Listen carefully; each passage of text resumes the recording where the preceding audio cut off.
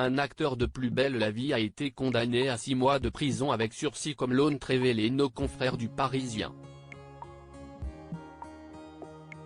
Il a rapidement été reconnu coupable après avoir agressé un chauffeur de bus.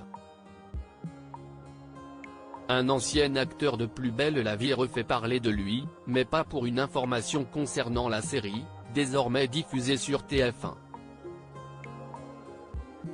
Rachid Afassa, qui incarnait le personnage Karim Fedala, entre 2009 et 2022, vient d'être condamné par la justice.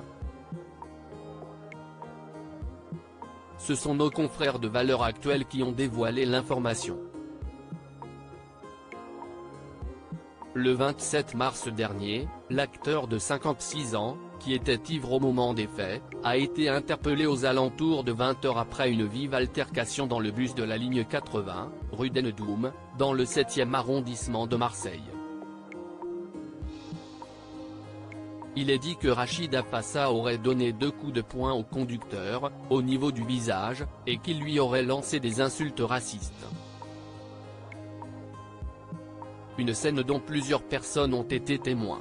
Il a été placé en garde à vue. La victime, d'origine comorienne, a quant à elle été transportée à l'hôpital de la Timone et a déposé plainte.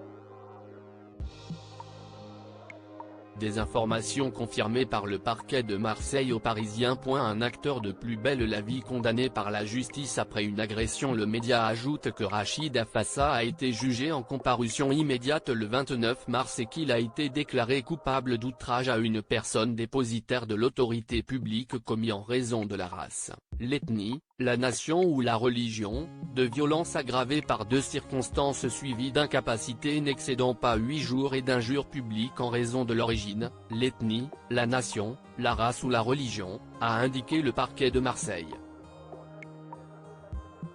Il a ainsi écopé d'une peine de 6 mois de prison assortie d'un sursis probatoire de 2 ans.